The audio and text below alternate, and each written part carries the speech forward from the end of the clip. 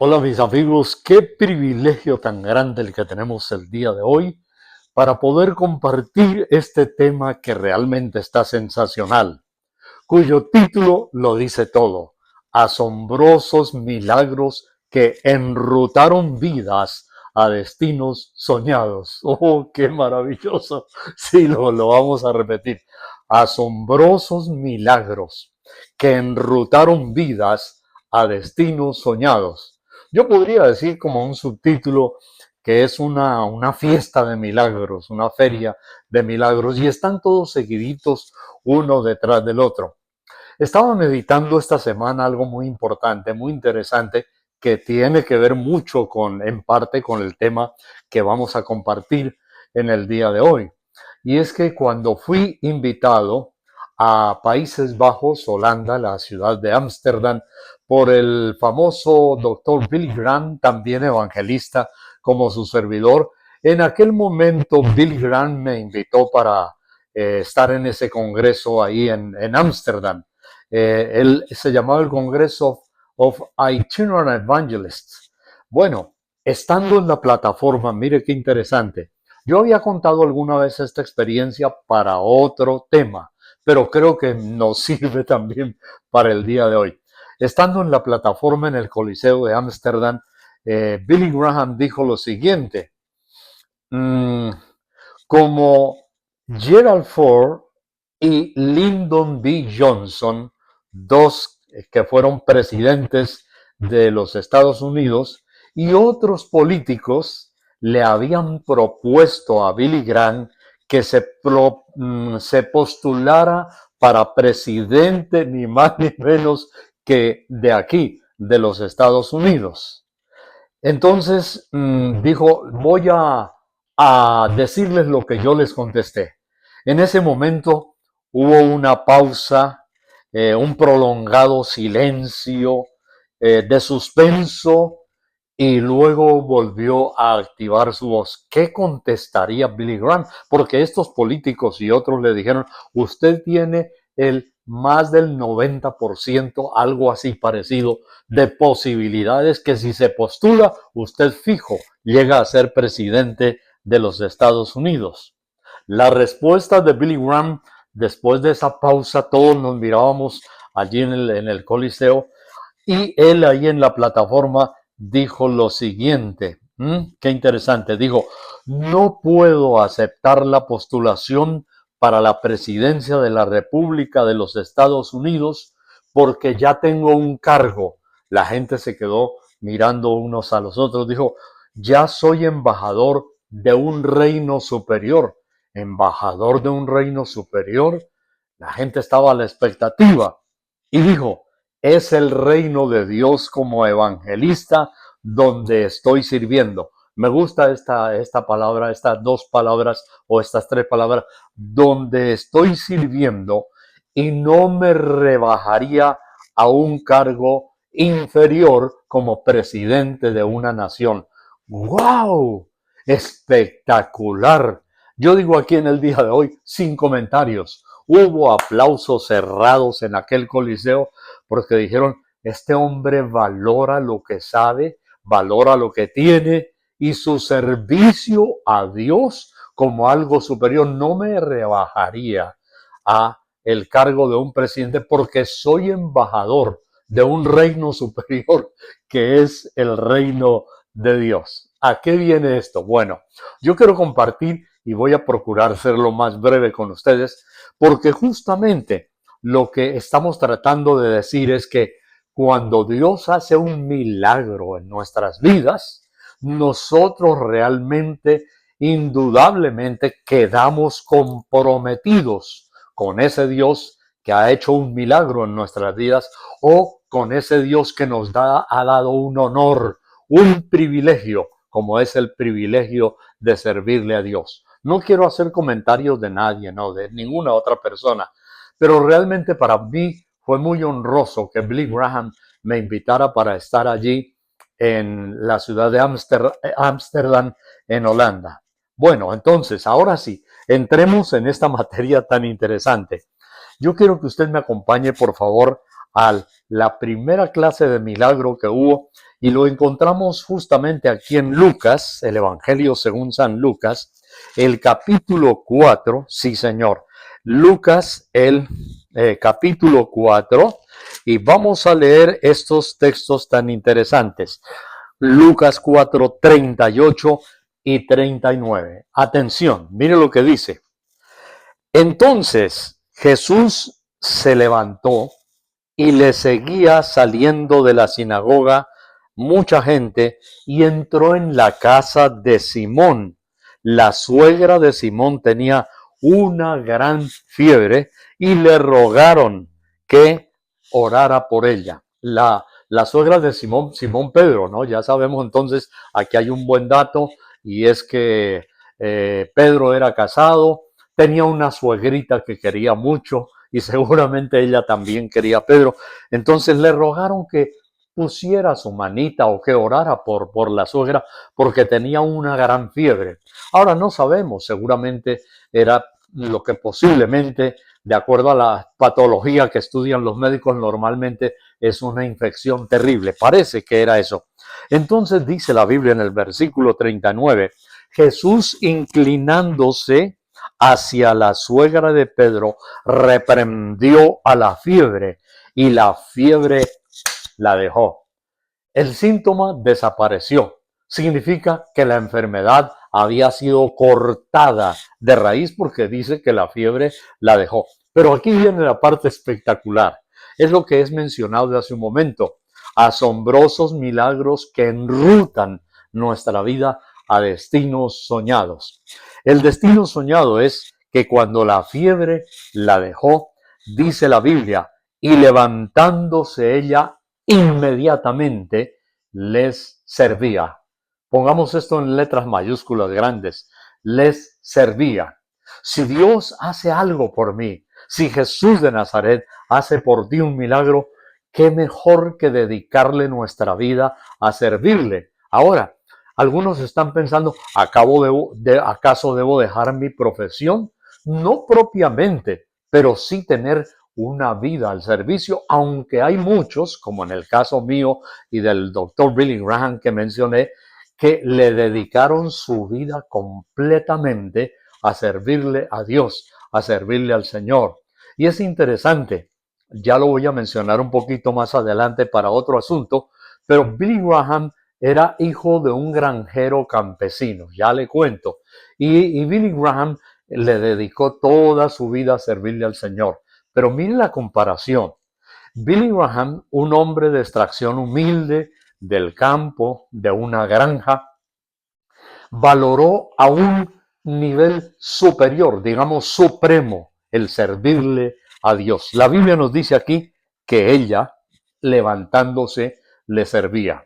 Testimonio, en mi caso personal, para mí ha sido un gran privilegio dedicarle mi vida, después de haber tenido algo otras ocupaciones como locutor profesional de noticias en la radio, periodista, copropietario de una agencia de publicidad y otras cositas más por ahí en prótesis dental. Bueno, pero lo más excelente, lo maravilloso para mí ha sido entregarle mi vida al servicio de Dios. Jamás recuerdo, o mejor, jamás olvido que cuando estaba trabajando en una cadena radial de emisoras, en determinado momento, cuando ya yo estaba dedicándome más al servicio, lo que dice aquí, servirle a Dios en ese momento, pues yo tenía a veces que pedir permisos en la cadena radial para poder ir a atender mis cruzadas evangelísticas. Claro, sí, es verdad. Llegó el momento en que yo dejé completamente aquella cadena de radio de 125 emisoras, más o menos para toda la nación, donde yo leía noticias, pero también me desempeñaba seleccionando noticias en la sección internacional. Bien, entonces yo le dije al director en aquel momento, deme permiso, y lo hacía. Un día él estaba como ya aburrido, cansado conmigo, y me llamó a la oficina y me dijo, venga para acá. Le voy a proponer un trato, me dijo él. Usted solamente me va a participar, a leer el noticiero los fines de semana, digamos que viernes, sábado y domingo. Solamente le sigo pagando el mismo sueldo por esos 3 días nada más y el resto de la semana lo tiene libre. Pero además me dijo, usted va a ir el domingo al estadio El Campín en la ciudad de Bogotá y va a ser la voz comercial allí juntamente con el locutor que narra los partidos de fútbol, la voz comercial, y le voy a obsequiar un cupo de publicidad. ¡Wow! Un cupo de publicidad era un platal, no digo cuánto, pero era para estar realmente sobrado. Ir al Campín, estar en el partido, disfrutarlo y solamente leer los comerciales publicitarios y además me daba un cupo para que yo lo vendiera, era algo maravilloso. Entonces me agaché un momento y le dije, director, disculpe, no puedo aceptar esa propuesta suya. El hombre se quedó con unos ojos abiertos, pasmados, y puso la mano fuerte sobre el escritorio y dijo, mire, si yo le hiciera esta propuesta a los demás locutores y empleados de esta cadena de radio, los tendría aquí rogándome yo, deme la oportunidad a mí. Dijo, los tendría aquí de rodillas a todos pidiendo que les dé la oportunidad. Él no entendía, claro, pero en mi corazón era una oferta, sí, realmente tentadora, pero había una llama, un fuego que ardía, porque para mis adentros yo estaba sonriendo y pensando, qué paradoja, él me pide que le dé los días más cruciales cuando yo tengo que viajar, porque viajaba muchísimo dentro del país, de un lugar a otro. De hecho, conocí casi toda Colombia, fue predicando ríos, montañas, capitales, selvas, etcétera. Entonces, eran los días más importantes de mis cruzadas evangelísticas, cuando tenía que estar en un coliseo, en algún estadio predicando. Los fines de semana era lo más valioso. Realmente yo estaba asombrado por esa oferta, pero en el corazón yo sentí flash. No lo aceptes. Es más alto privilegio y más grande honor servirme a mí, y yo te voy a proveer y te voy a bendecir y te voy a suplir. Así que yo le expliqué un poquito al director de la cadena en ese momento y le dije, mire, sucede esto y esto. Terminé lo mismo en la rutina semanal, pero al final tuve que retirarme de aquella cadena de radio por servir al Señor. Aquí dice la Biblia, levantándose la suegra de Pedro le servía. He dado el ejemplo del doctor Billy Graham. Ese es entonces el milagro número 1. ¿Ah? ¡Qué tremendo! Ese milagro de servicio que encontramos aquí tiene un origen o una palabra en el original griego que traducido es servicio, es diaconado, pero también hay servicio en los dos sentidos. Diaconado como algo físico, pero también en determinados momentos en la Biblia se usa la misma palabra en el original para servir al Señor o ministrar. En Lucas, el capítulo 1, aquí mismo, por favor, el capítulo 1 y el versículo 23, la Biblia nos dice de un hombre llamado Zacarías. Dice la Biblia en el capítulo 1 y el versículo 23. Sí. Dice, y cumplidos los días de su ministerio, se fue a su casa.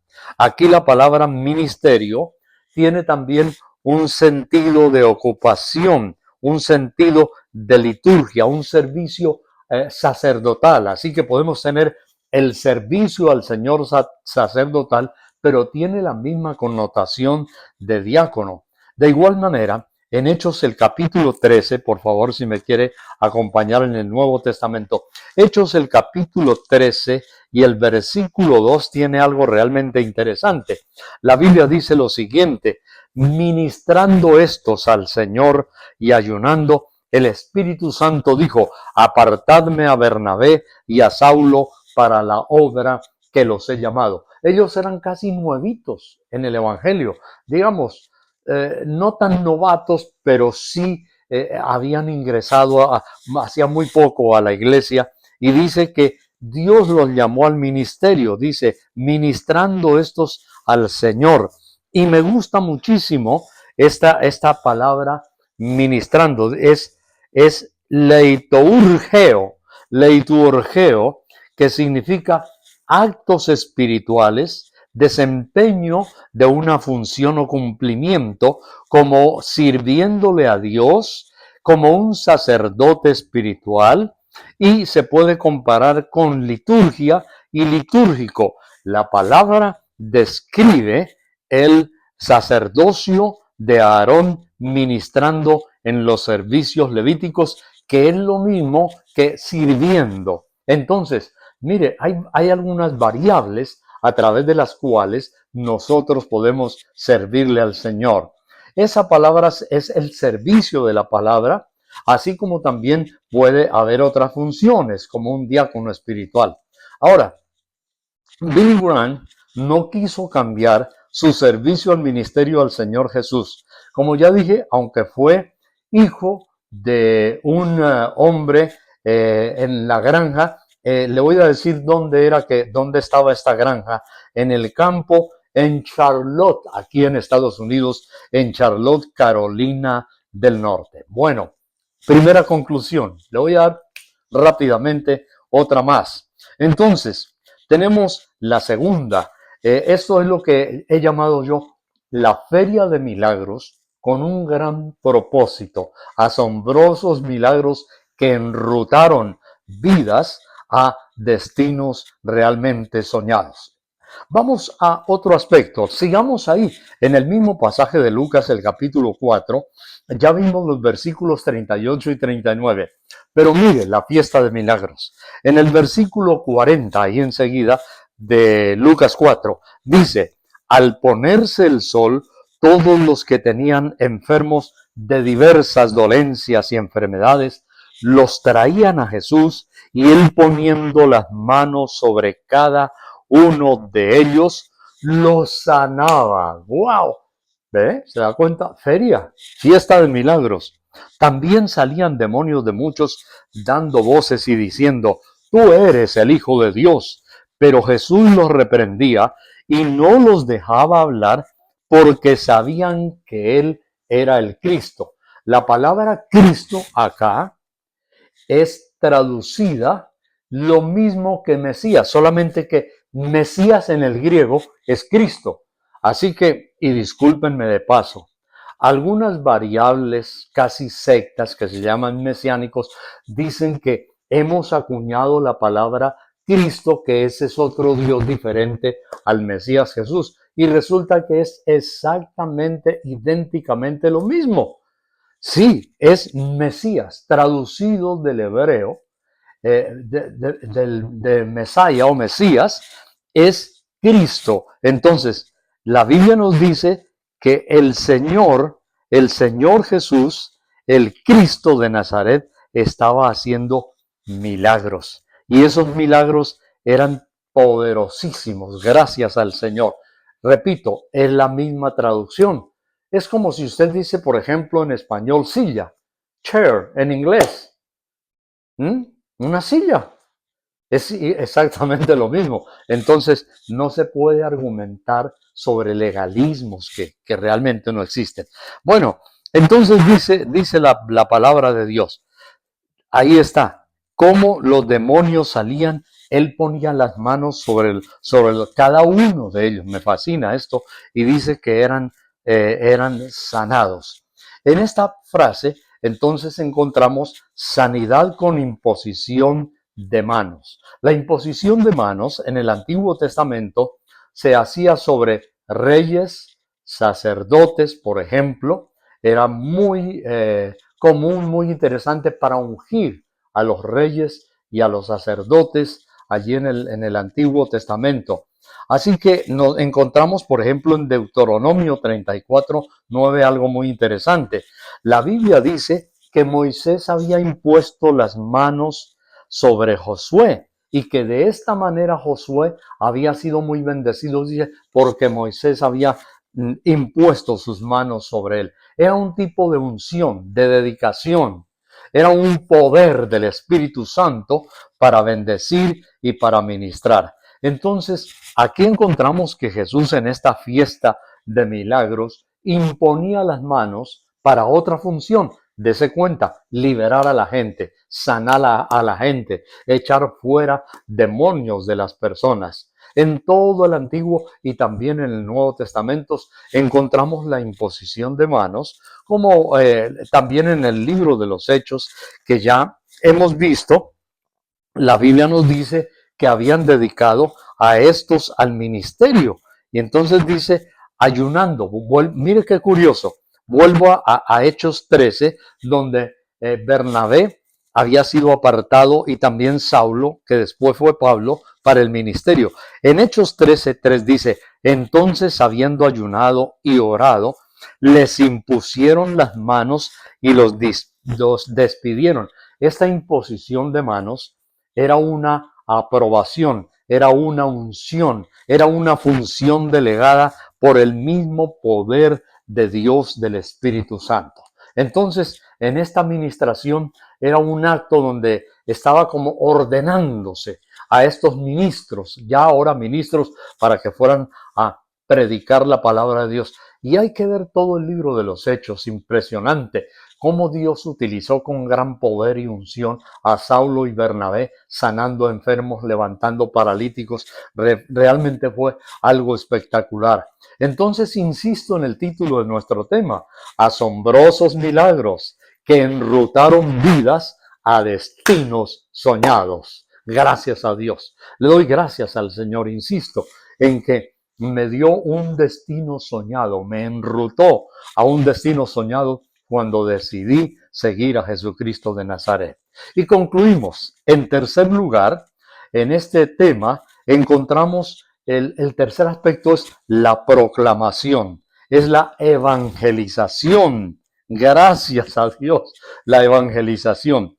Vamos a ir de nuevo a Lucas y ahora seguimos, mire, ahí en un breve pasaje, cómo encontramos tres cositas impresionantes. En Lucas 4, ahora seguimos, ya leímos hasta el 41 y aquí estamos terminando. Lucas 4:42 nos dice la Biblia, cuando ya era de día, salió Jesús y se fue a un lugar desierto y la gente lo buscaba y llegando a donde él estaba, le detenían para que no se fuera de ellos. Oiga, qué hermoso. No, por favor, no te vayas. No sigas tu camino. Quédate aquí. Te necesitamos. Ayúdanos. Pero él les dijo, versículo 43 de Lucas 4, es necesario que también a otras ciudades yo vaya y anuncie el evangelio del reino de Dios, porque para esto he sido enviado. Entonces, la tercera cosa que encontramos aquí es proclamación. Anunciar el evangelio es evangelización. ¿Se da cuenta usted lo hermoso? Vimos ya la suegra de Pedro, vimos los ministerios para el Señor y ahora encontramos proclamación. No podemos quedarnos quietos. ¿Qué? Es maravilloso. Dice, es necesario que a otros lugares vaya y anuncie el evangelio del reino de Dios. En la Biblia, varios pasajes de la Escritura se llaman las buenas nuevas de salvación. Eso está en varios sitios de la Escritura, que significa las buenas noticias. La nota en Marcos, por ejemplo, vamos a un momentico a Marcos, el capítulo 1, por favor, y el versículo 1, para darle una pequeña ampliación, digamos así, a este texto que acabamos de mencionar. Marcos 1 dice, principio del Evangelio de Jesucristo, Hijo de Dios. Evangelio, en el griego es evangelión. Esto de evangelio, evangelizar, evangelismo, en la antigua Grecia, evangelio designaba la recompensa que se daba por entregar algún mensaje o buenas noticias. Estamos hablando en el campo natural. Había unos pregoneros del imperio, por ejemplo, no solamente en Grecia, pero también en el imperio romano, eran los correos. Estos hombres no iban con sobrecitos en la mano ni enviaban cables por internet. Eran personas que sí tenían unos decretos, por ejemplo, el emperador.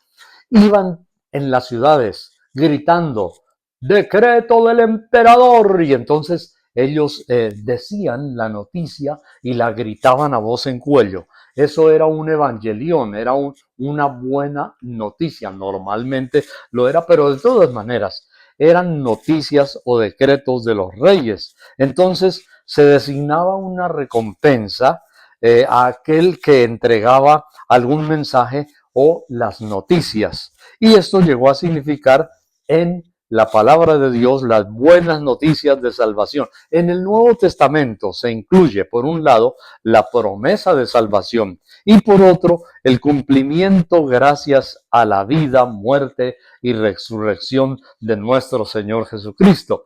Así que, y en efecto, ya lo vamos a ver aquí enseguida, cómo Jesús dijo de qué forma se podía proclamar la evangelización o la noticia. Lo que acabamos de leer aquí en Marcos 1:1 es algo realmente impresionante. Los hombres correos del Imperio Romano que gritaban a voz en cuello las noticias. Bueno, esto es proclamación. Jesús proclamó y él dijo, lo que os he dicho en secreto, proclamadlo desde las azoteas. Y me gusta la palabra proclamarlo, porque en el griego es keruso. Bueno, resulta también que en las ciudades los correos utilizaron una técnica, como no había micrófonos, parlantes ni nada de eso, buscaban lugares altos en algún edificio gubernamental, en las colinas, en las casas altas, subían a las azoteas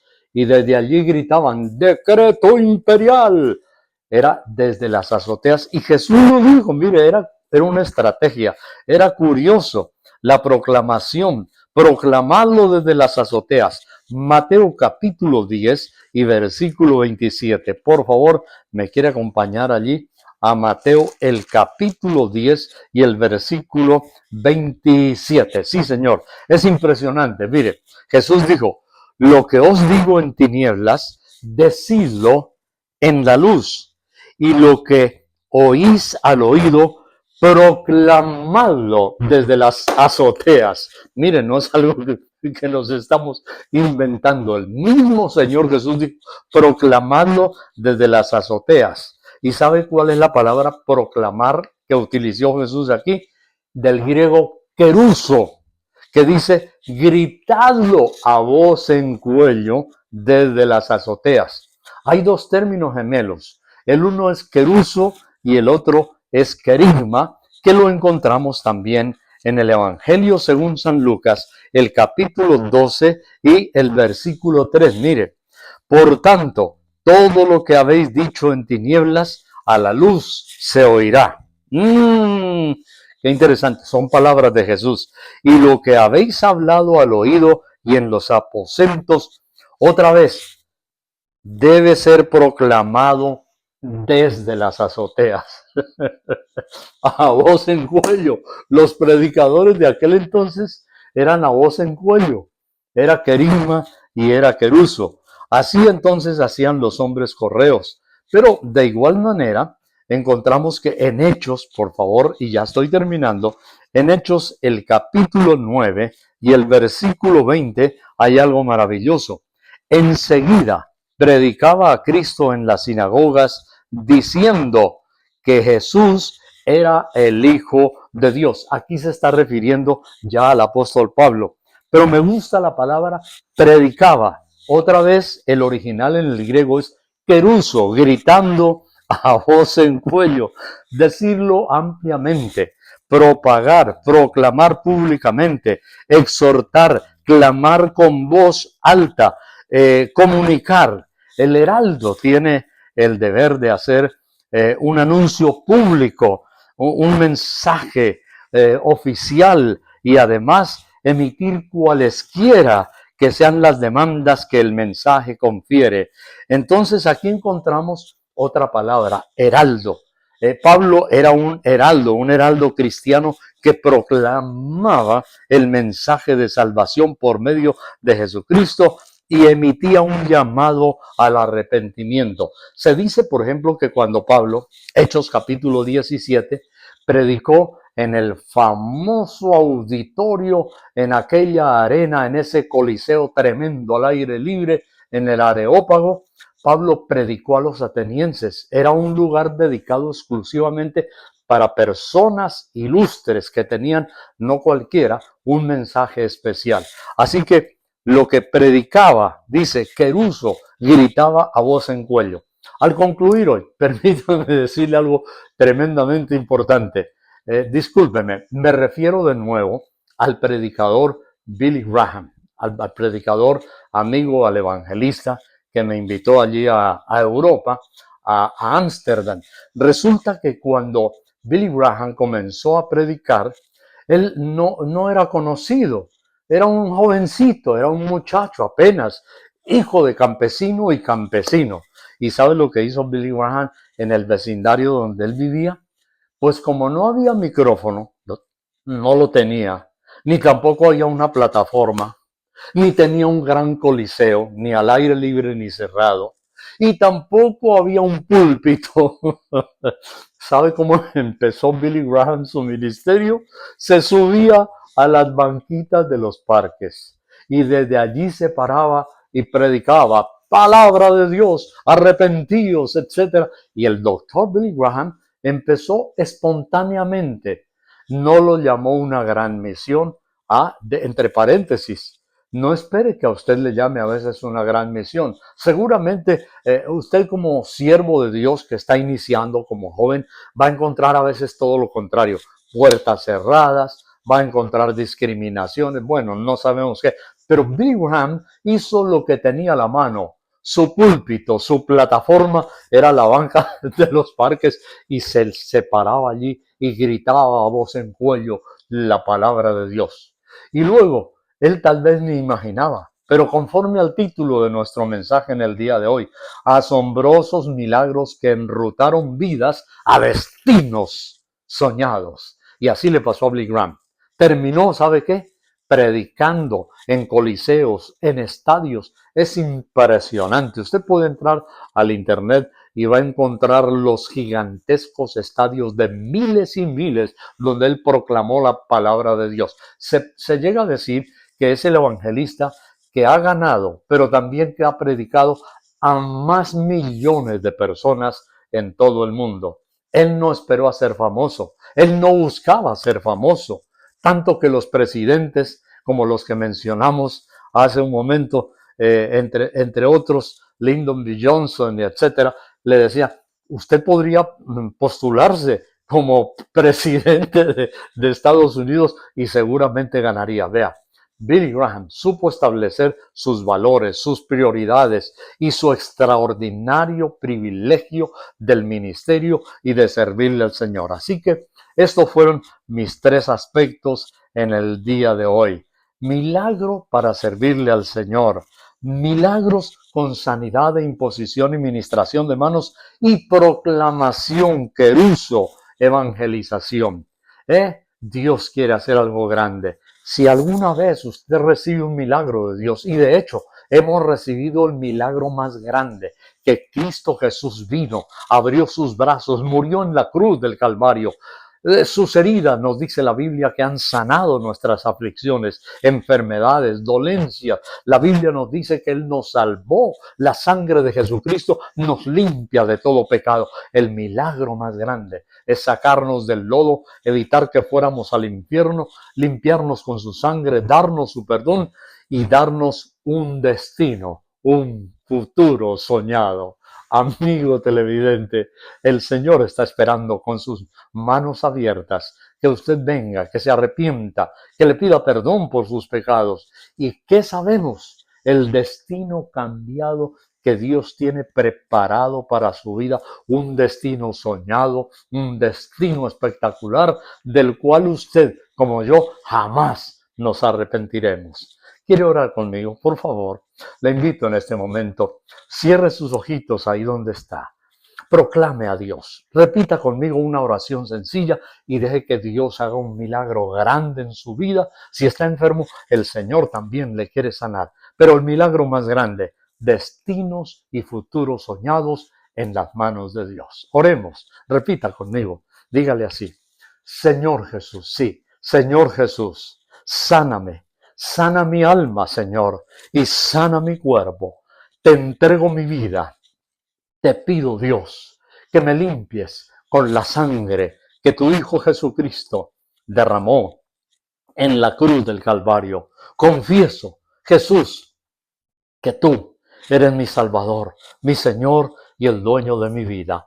Y acepto, Señor, y recibo un destino grande y superior para servirte y seguirte toda la vida en el nombre de Jesucristo de Nazaret. Amigo, deja tus sueños, tus ilusiones, tu vida, tus esperanzas en las manitas de Jesús de Nazaret y comparte este mensaje para que millones sean bendecidos como tú lo estás haciendo ahora mismo en el nombre de Jesús.